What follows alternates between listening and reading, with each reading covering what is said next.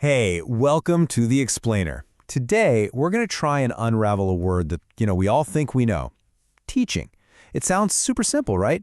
But believe it or not, philosophers have been debating what it really means for centuries, and for good reason, because getting clear on what teaching is and what it isn't is actually one of the most important questions we can ask. So let's just dive right in.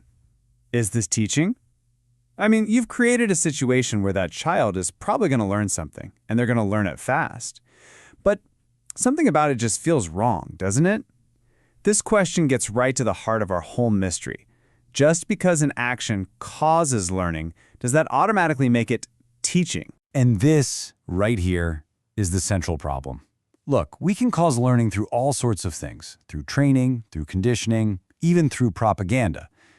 But our gut, our intuition, tells us that these things are fundamentally different from what we call teaching. The really tricky part is figuring out why. What's the actual difference?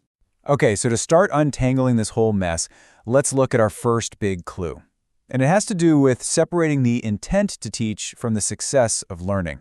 To help us out here, we can actually borrow a brilliant idea from the philosopher Gilbert Ryle. He pointed out that some words in our language describe a task. The trying, the doing, the process itself. Think about words like racing or hunting. But other words, they describe an achievement, the successful outcome. Words like winning or finding. So how does this help us? Well, think about it. Teaching is a task word. It's the activity, it's the effort, it's the running of the race. Learning, on the other hand, well, that's the achievement word. It's the successful result. It's winning the race. And here's where it really clicks. You can say, man, I taught all day, but my students didn't learn a single thing. Now that's a sad thing to say, but it makes perfect sense grammatically. But you could never say, I learned French, but I totally failed at it. That just doesn't work, it's a contradiction. This simple little test frees the act of teaching from the requirement of success. Okay, so we've established that teaching can happen even if learning doesn't. But what kinds of activities actually count as teaching? For this, let's turn to a really cool model from philosopher Thomas Green that kind of maps out the entire family of teaching activities. You see, Green argues that teaching isn't just one single thing. He calls it a molecular concept. It's not an atom, it's a collection of related ideas and activities, and some of them are way more central to what we mean by teaching than others are, and they all exist on a kind of spectrum. And here it is. This is like the master key to our whole mystery. Green lays it all out on this continuum.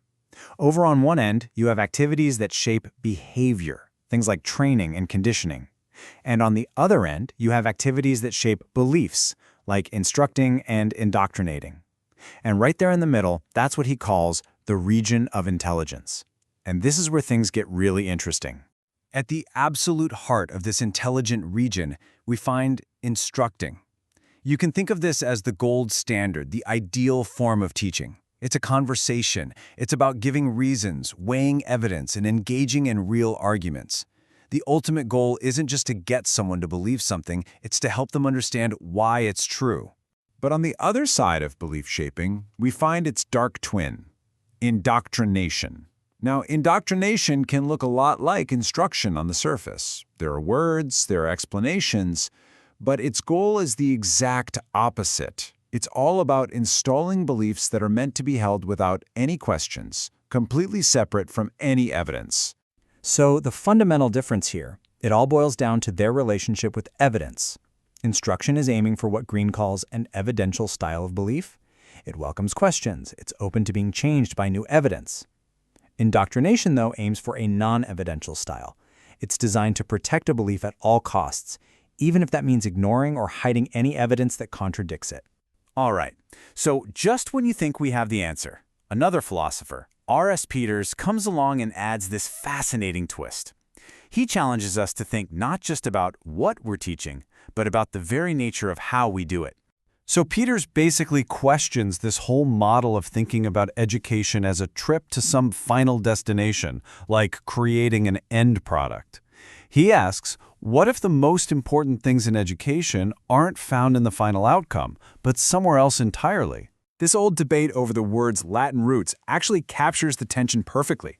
Is education about educare, Molding a student into some kind of predefined shape, like a good citizen or a moral person? Or is it about educere, leading that student out into the world to figure things out for themselves? And this is where we find Peter's really crucial insight. He argues that the real values of education are embedded in the process, how we teach, the principles we live by in the classroom, like respect for reason, for evidence, for the student's own mind. These aren't just tools to get to an end. They are the value itself.